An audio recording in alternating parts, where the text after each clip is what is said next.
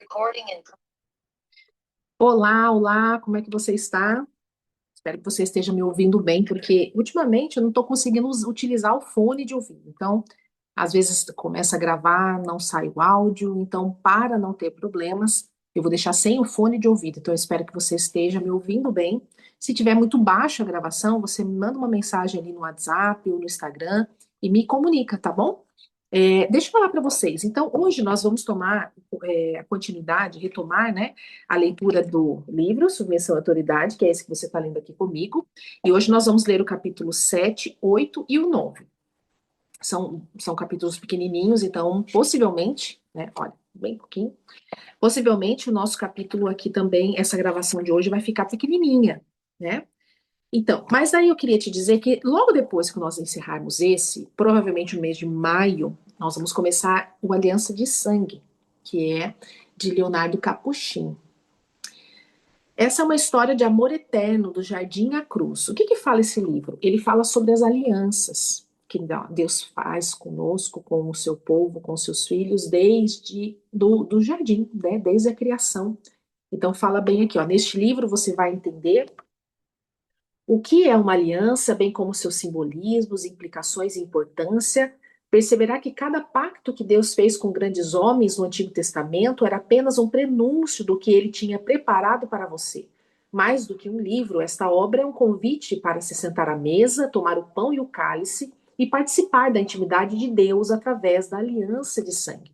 Então, esse livro aqui, eu entendo que nós precisaríamos encaixar ele agora e não no início, porque aqui precisa de um pouquinho mais de maturidade espiritual, vamos dizer assim. Então a gente começa com algum alimento mais líquido, depois a gente vai introduzindo alimento sólido, assim como a palavra de Deus nos diz, né? Então você que ainda não começou com as leituras Cristo aquele que cura, sem medo de Deus, de dentro para fora, revolucionando relacionamentos, essa própria que você está aqui comigo, submissão à autoridade, para depois vir para a aliança de sangue. Não precisa ser exatamente nessa sequência, mas eu estou dizendo para você qual é a sequência que eu escolhi para poder gravar os livros. Então, esse aqui vai ser o sexto livro, todos da base do primeiro ano do Seminário Teológico Carisma, né? E é um livro muito importante para nós começarmos também a compreender melhor sobre as alianças, inclusive a aliança de sangue, tá bom? Então eu quis apresentar esse livro para você, porque vai ser o próximo que nós vamos gravar depois deste aqui. Agora eu não sei se nesse tempo que você está assistindo, já a playlist desse aqui já existe, então você pode procurar aí no canal, ou se você vai ter que aguardar até maio, agora de 2026, que nós estamos em abril, e em maio. Ok, então vamos lá, vamos para a nossa leitura de hoje, capítulo 7, 8 e 9. Tem aí o seu caderno em mãos, a sua Bíblia, a sua água, não é? A caneta, eu estou aqui buscando o PDF. Pronto. Espero que seja aí apresentado para você. E vamos lá, deixa eu chegar aqui então no capítulo 7. Vamos ver se eu acerto. Capítulo 6, capítulo 7. Então, nós vamos aprender com a palavra, com o Espírito Santo e com as lideranças instituídas por Deus. No capítulo anterior, nós encerramos falando sobre aprender com a liderança, né, enquanto estava Davi, estava sendo perseguido por Saul, esse testemunho. Quem aí se lembra? Então, agora nós vamos dar continuidade aqui no capítulo 7. Vamos lá, faça a sua oração, que o Espírito Santo guie, né, através dessa leitura, que ele me use conforme a vontade dele. E vamos lá. Existe na palavra um princípio poderoso para nos ajudar a viver a realidade da submissão e da autoridade dentro dos preceitos daquilo que Deus estabeleceu desde a fundação do universo. É o princípio da cooperação.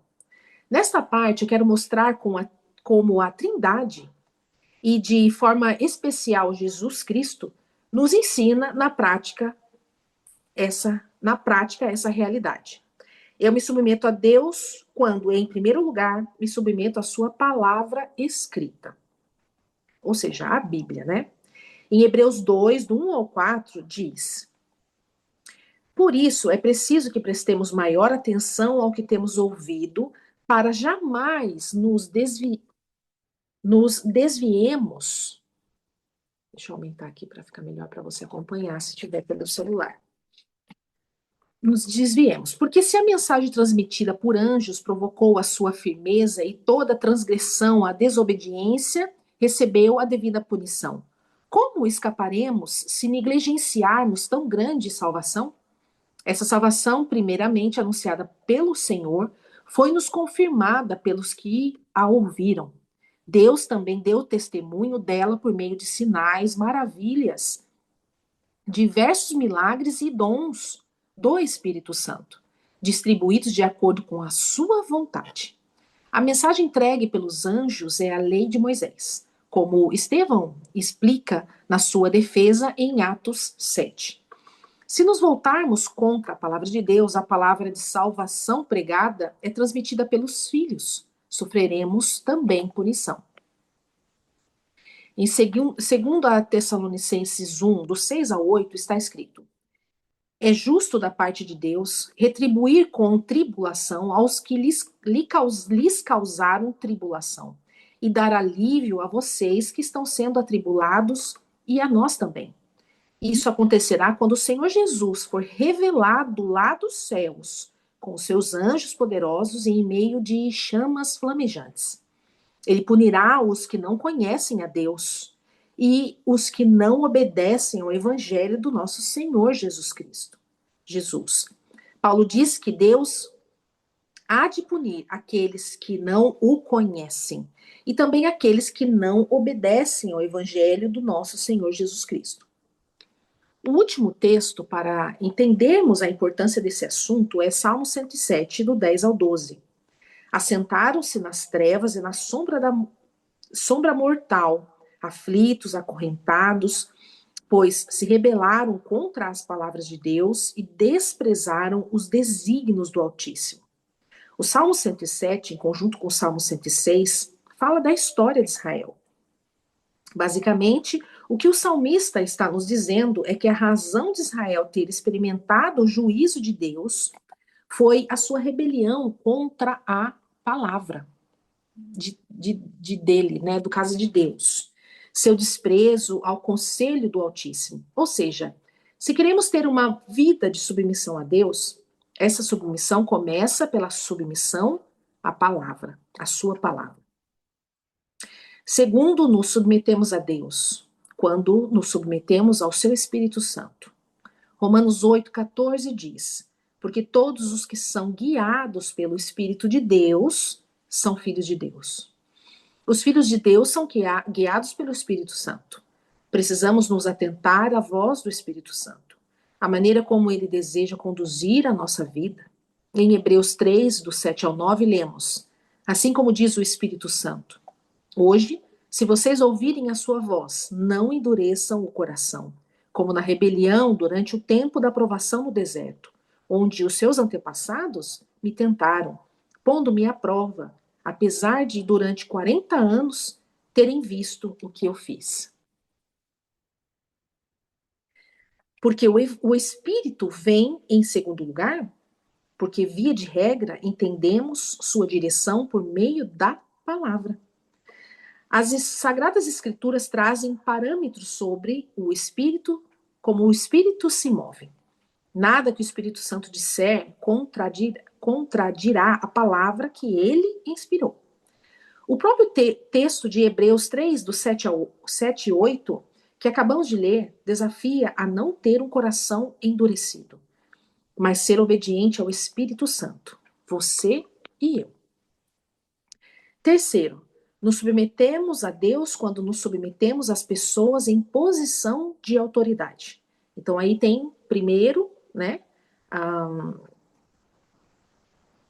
nos submetemos a Deus quando nos submetemos ao Espírito Santo. Depois vem terceiro. O primeiro não estou me lembrando aqui.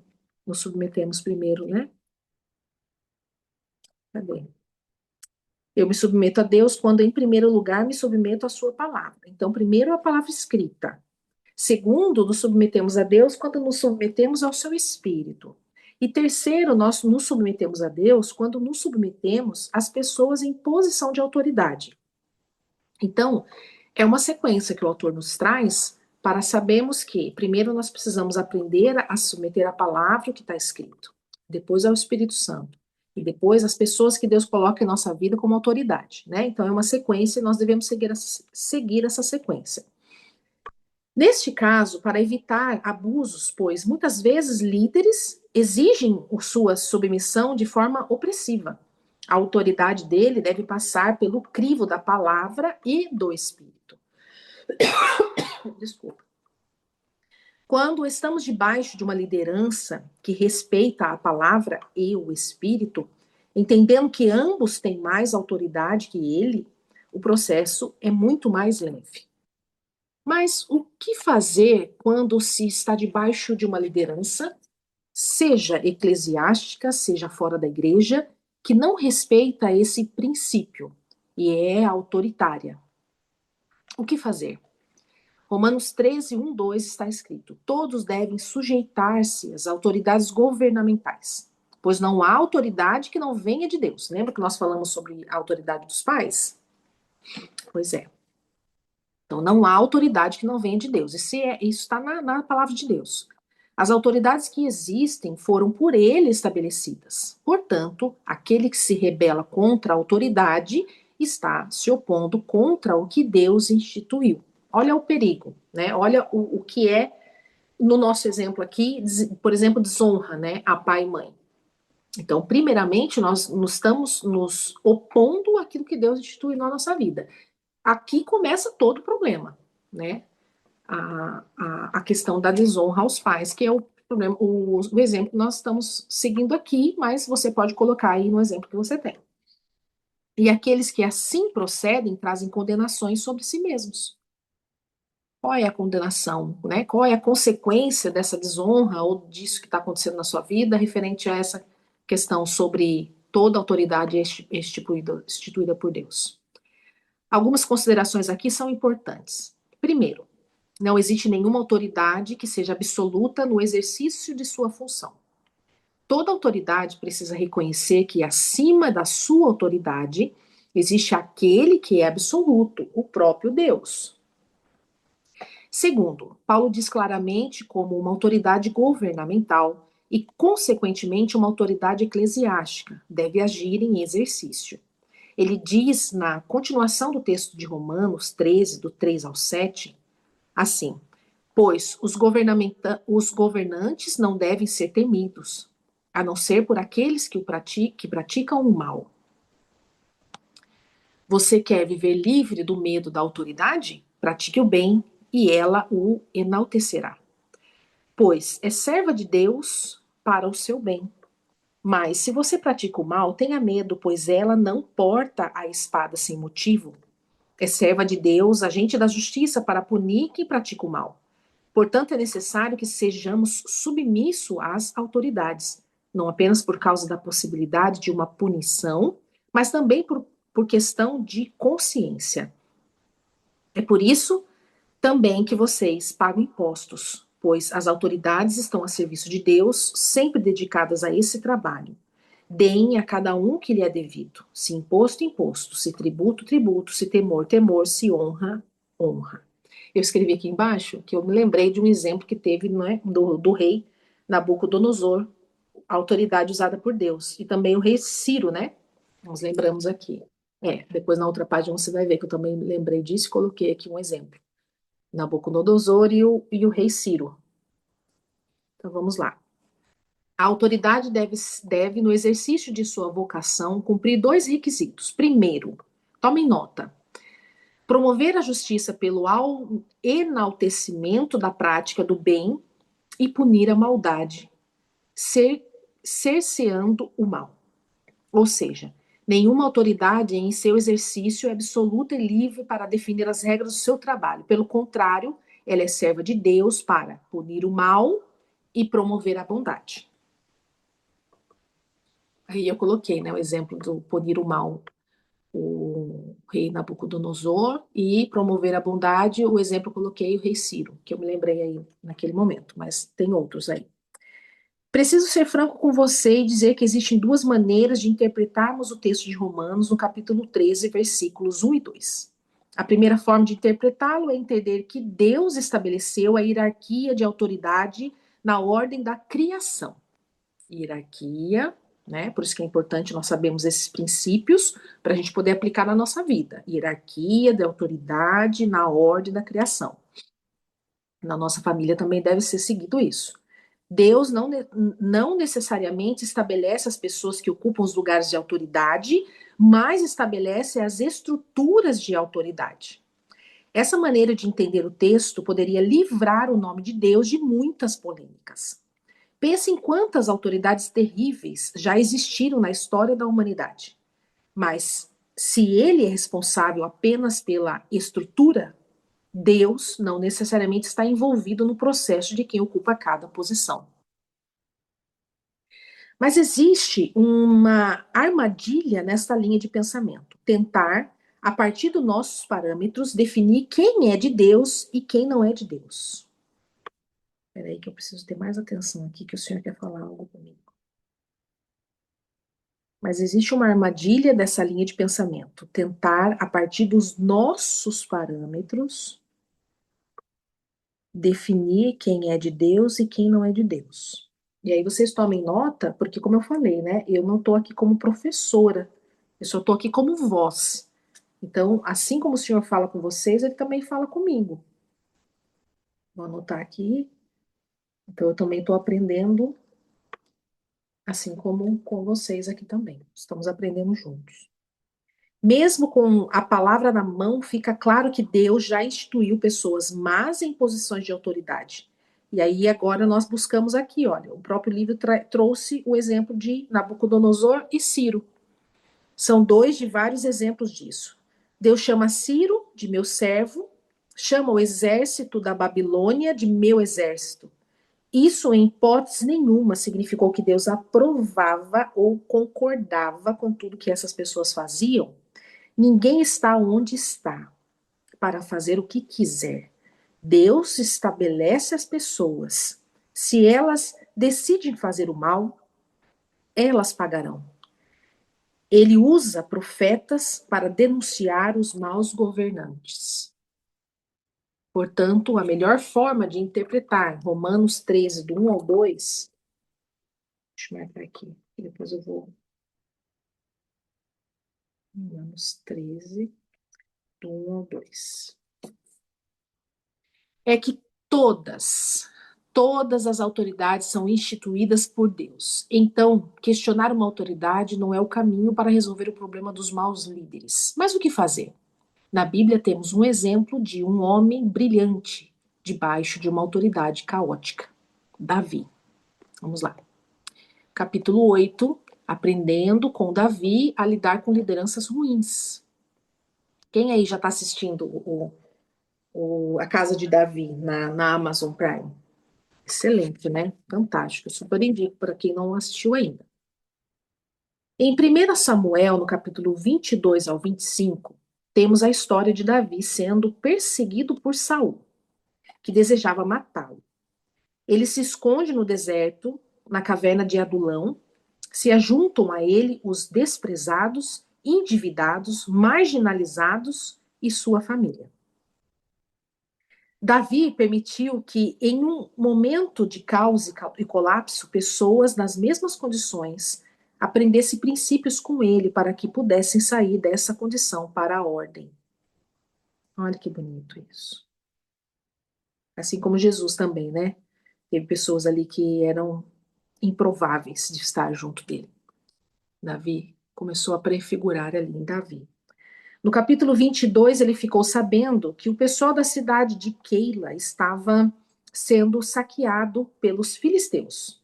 Davi não tinha obrigação de socorrer essas pessoas, já estava destituído do seu cargo no exército, mas, mesmo assim, foi com elas da caverna até lá. Lutou a luta delas, venceu os inimigos e foi convidado a permanecer ali. Pouco tempo depois foi avisado que Saul iria matá-lo. Davi consulta a Deus. E é alertado que se ficasse ali seria traído pelo povo, que o entregaria. Davi vai até o povo, se despede e vai embora com seus homens. Aqui temos uma primeira lição. Nunca devemos transformar um favor que fizemos para outro em uma dívida. Marque isso aí. Qual a paga do favor feito? O próprio favor. Sei que é muito difícil porque naturalmente esperamos o reconhecimento do bem que fizemos. Mas isso é um grande erro. Seria nobre ser reconhecido e honrado, mas nem sempre isso acontece. Quando você transforma o bem em dívida, você perdeu o bem. Melhor seria não tê-lo feito. Tem até uma passagem que Jesus fala, né, que quem espera a recompensa já as tem, né, aqui na terra. Chega a ser constrangedor alguém medir engano, gratidão e reconhecimento das pessoas. Isso deveria ser natural e não, se não acontecer, paciência. Não busque reconhecimento transformado em dívida a favor ou em dívida o favor oferecido. No capítulo 24, vemos Davi novamente fugindo de Saul no deserto. Ele vai a En-Gedi e durante a perseguição, Saul tem um desarranjo intestinal e vai para uma caverna aliviar o ventre. Dentro da caverna só estava Davi e o seu exército. Os homens de Davi falaram: "É agora. Veja o que Deus fez, ele entregou o seu inimigo nas suas mãos." Saul nem teria como se defender, estava vulnerável. Os homens de Davi até se ofereceram para fazer o serviço. Davi foi perto dele, cortou um pedaço do manto e saiu. Quando Saul saiu da caverna e estava a uma distância que não era possível o combate, Davi também saiu da caverna e o chamou. Meu pai declarou que não queria tirar a vida dele, mostrando o pedaço do manto que havia cortado. Saul começou a chorar e pede perdão a Davi. Aqui temos a segunda lição. Tomem nota. Não transforme o erro do seu líder em uma razão para assassiná-lo. Muitas vezes nós matamos a pessoa do próprio coração, né? A Bíblia fala sobre isso. Se nós desejamos a morte, já matamos o nosso irmão no coração. Então, uma razão para assassiná-lo, aqui o autor não está falando literalmente, está falando no nosso coração, na nossa vida, na questão da honra.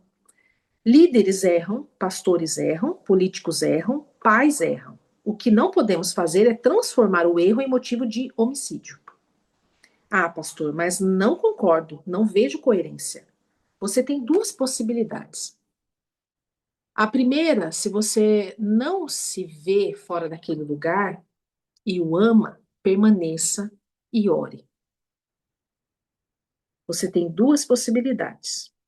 A primeira, se você não se vê fora daquele lugar e o ama, permaneça, ore. Lute com as armas certas para ter acesso ao coração de uma liderança a um preço a pagar.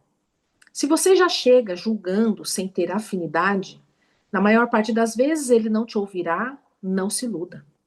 Para Samuel ter acesso ao coração de Davi, eles caminharam juntos, havia respeito. Assim, se você quer permanecer, controle-se. Se você não tem compaixão com uma liderança, não há caminho para exortá-la. O profeta não tem prazer nenhum em entregar uma palavra de correção para alguém. E aí nós temos que colocar a questão do amor, né? Toda exortação só consegue ser uma pessoa ali bem-sucedida na questão daquilo que o Senhor entregou como liderança, como profeta, para exortar, se tiver amor, né? Para libertar, para ministério de libertação, cura, do que for. A gente tem que olhar para as pessoas com amor. A segunda opção é sair sem promover divisão, sem atear fogo na floresta. Algumas pessoas até saem para discordarem do líder, por discordarem do líder, mas deixam o caos para trás. Eles contaminam, inflamam as pessoas, porque ele quer deixar o prejuízo que sofreu para o líder, a fim de pagar o erro que cometeu. É a dívida, né?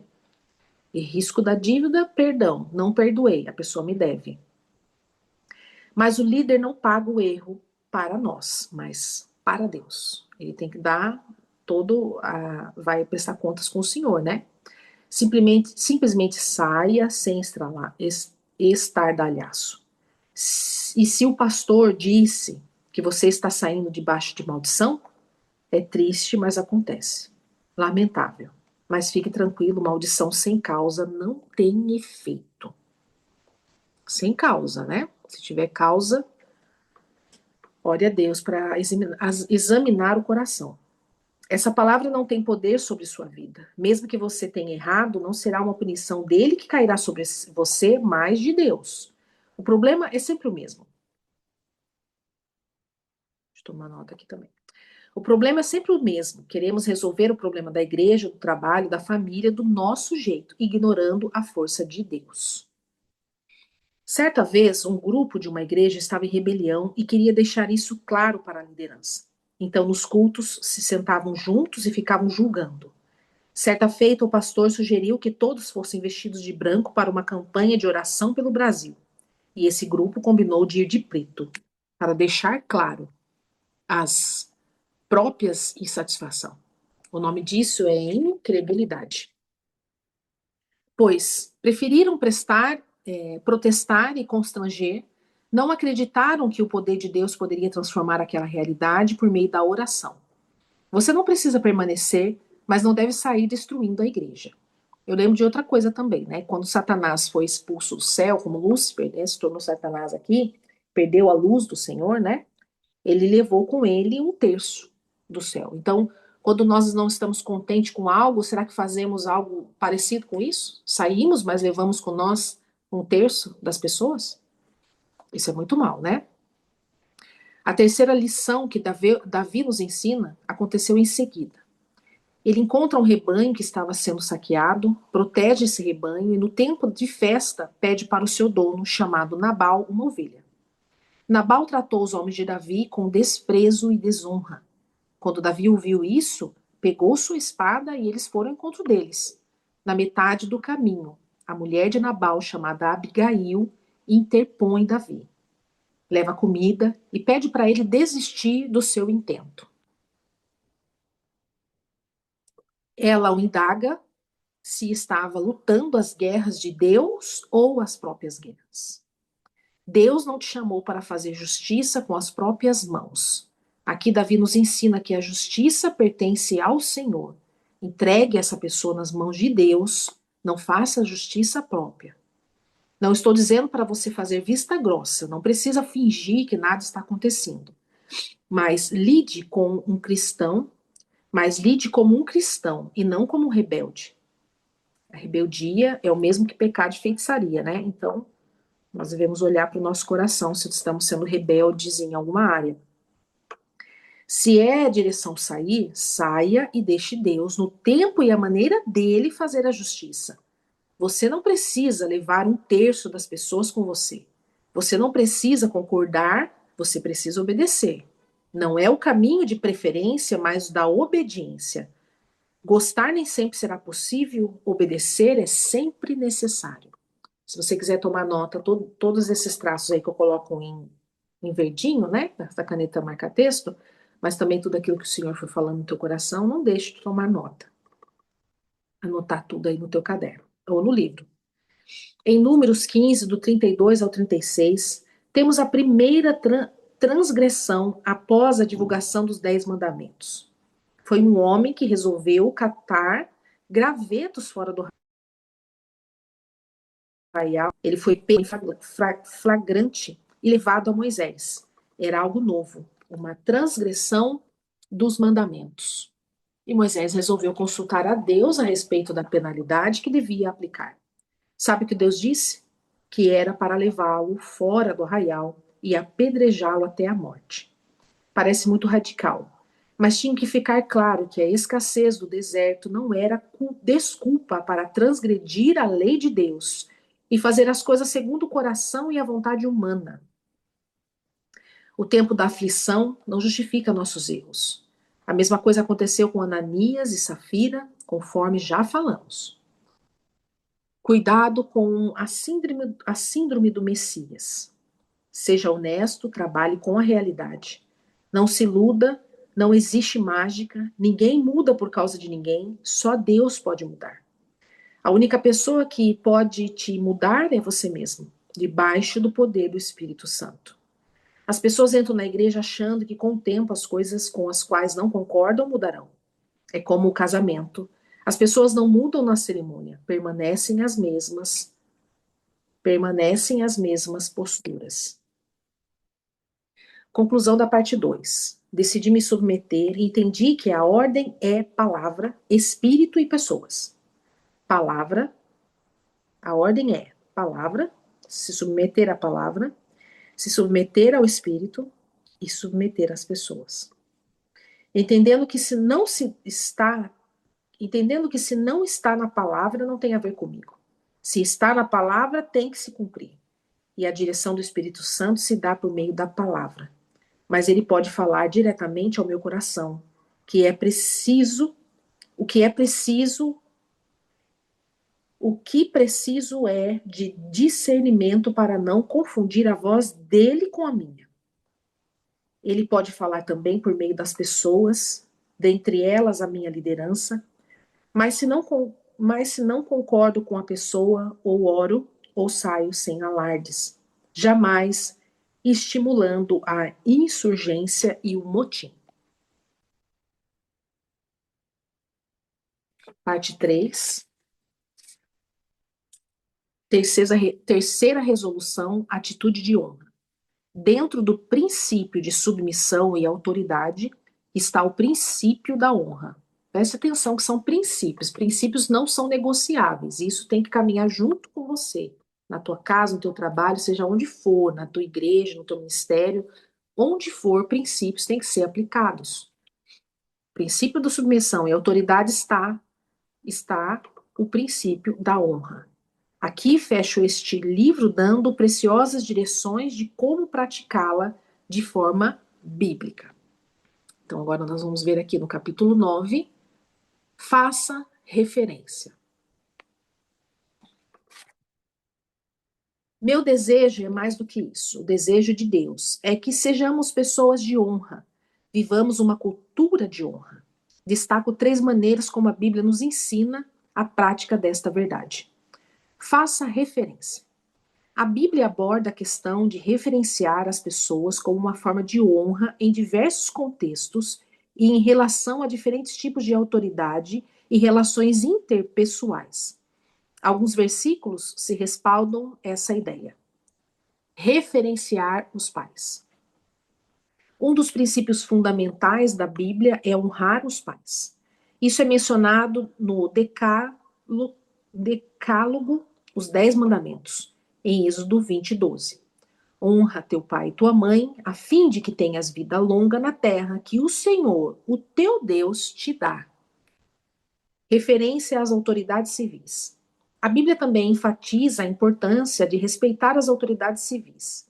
Em Romanos 13:1, Paulo escreve: cada pessoa esteja sujeita a autoridades superiores, porque não há autoridade que não proceda de Deus, e as autoridades que existem foram por ele instituídas. Referenciar os idosos.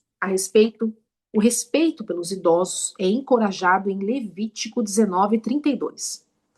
Diante das cãs te levantará e honrará a face do ancião e temerá o teu Deus. Eu sou o Senhor. Referenciar o cônjuge.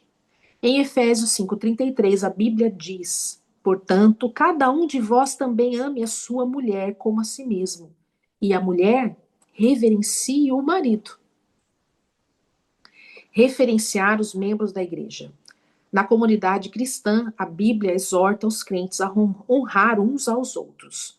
Em Romanos 12:10 diz: amai-vos cordialmente uns aos outros com amor fraternal, preferindo-vos em honra uns aos outros.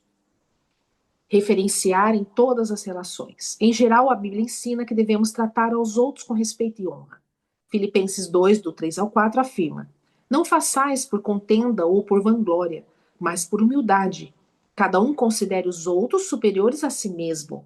Não atente cada um para o que é propriamente seu, mas cada qual também para o que é dos outros. Referenciar o próximo. A famosa passagem do amar ao próximo como a si mesmo, em Mateus 22:39, também implica tratar os outros com respeito e honra. A Bíblia ensina que devemos honrar e respeitar as pessoas em várias esferas da vida, incluindo nossos pais, autoridades civis, idosos, cônjuges, membros da igreja e todas as pessoas em geral. Essa honra e esse respeito são fundamentais para a construção de relacionamentos saudáveis, para ter uma vida que reflete os princípios cristãos. E eu marquei aqui, né? O primeiro são os pais. Quem não consegue honrar os pais não terão suporte para dos demais. Então, não é à toa que as referências aqui começa, faz a referência na Bíblia, né? As questões de referenciar as pessoas, e depois começa aqui por referenciar os pais. E agora nós vamos encerrar com o capítulo 10. Expresse gratidão.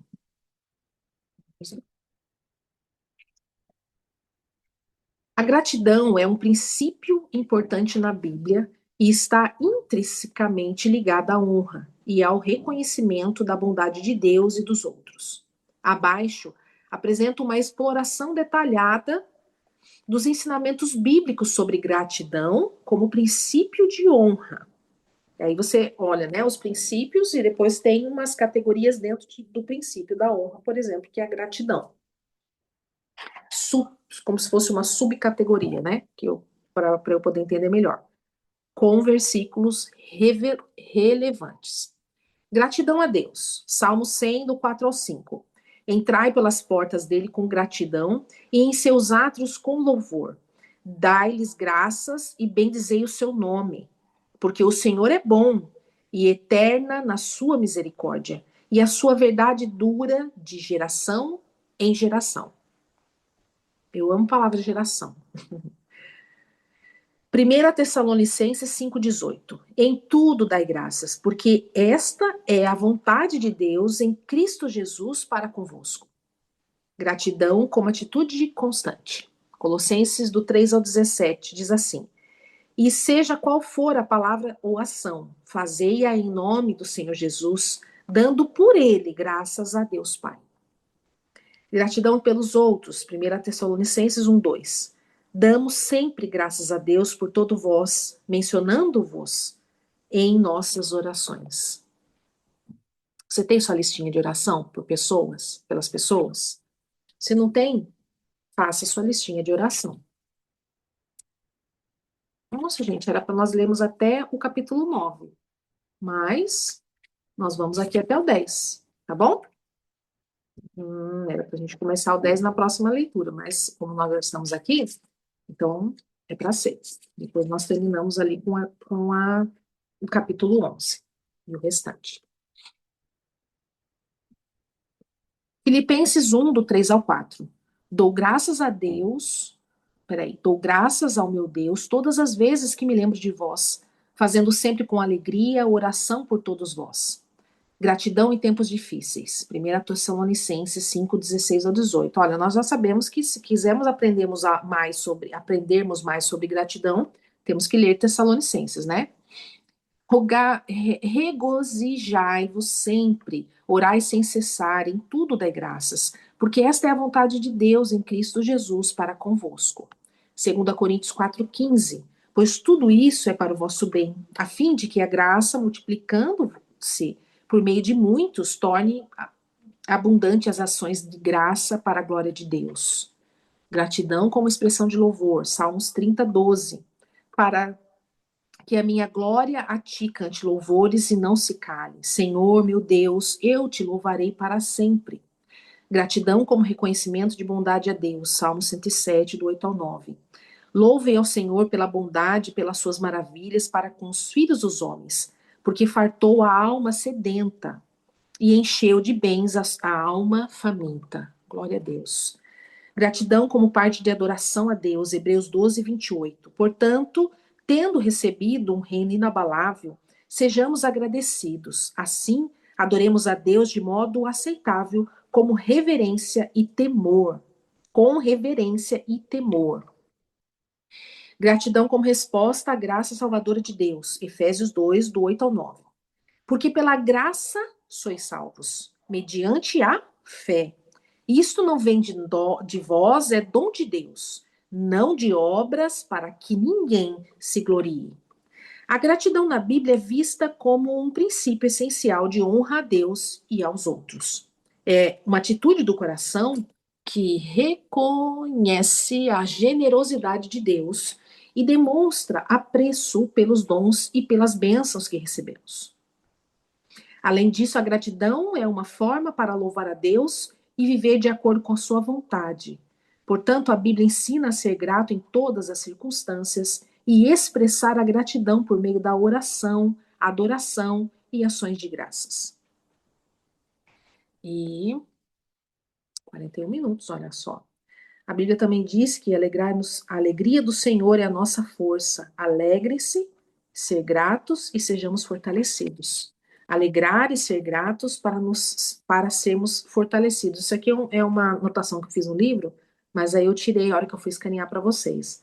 Mas eu notei aqui que o Senhor me fez lembrar disso. A alegria do Senhor é a nossa força. Então, Senhor, dai-me força. E ele fala: alegre-se em mim, e você será fortalecido.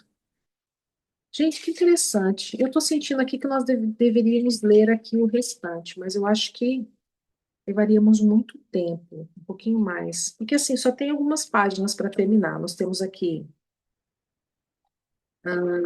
dois, três, quatro, cinco, seis, sete, oito, nove, 10, 11, 12, 13, 14. Nós vamos deixar para a próxima, que vai ser o último encontro. Então, nós vamos falar no capítulo 11 em diante e já vamos encerrar. No capítulo 11 vai falar de preferência. Então, Deus, prioridade em nossas vidas, os pais, respeito e obediência, o cônjuge, amor e respeito, membros da família, uniões de fé, os pobres e necessitados, os estrangeiros, a hospitalidade, os fracos na fé, paciência, edificação e os outros em geral. E aí tem um apêndice e autoridade na vida de Jesus.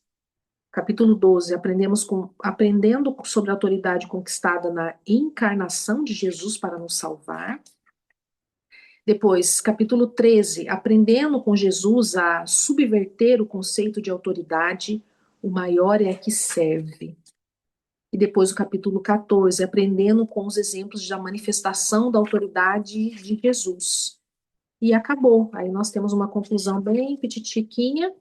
E eu esqueci de tirar aqui a tela para vocês poderem me ver. E aí acabou. Olha, nós fomos hoje até o capítulo 10 e eu iniciei falando que era até o 9, então peço desculpa, mas pronto, não passamos tanto do horário assim, não é verdade? Então, como está sendo essa leitura para você? O que Deus tem falado no teu coração? Porque enquanto eu leio aqui, o Senhor fala muito comigo, né? Vocês veem aqui que eu tomo nota, às vezes eu marco só aqui no caderno, não falo nada no livro, né? Mas e para você, como é que está sendo? Escreva aquilo que o Senhor tem revelado, não deixe de tomar nota, porque agora que você desligar esse vídeo, você vai fazer outras coisas e vai acabar esquecendo. Então, para agora, encerre, ore, agradeça a Deus por essa leitura, né? Por todo o ensinamento, pela vida desse autor que tem passado aqui para nós, eu estou chacoalhando aqui, e anotem tudo aquilo que o Senhor tem revelado para vocês, tá bom? Se quiser partilhar comigo, fala comigo lá no WhatsApp, no Instagram, vai ser uma alegria receber tua mensagem, teu feedback também, tá bom? Nos vemos na próxima. Tchau, fica com Deus.